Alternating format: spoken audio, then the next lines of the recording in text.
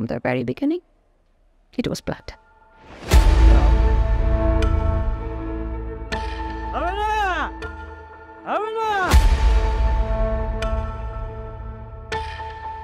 But it was business.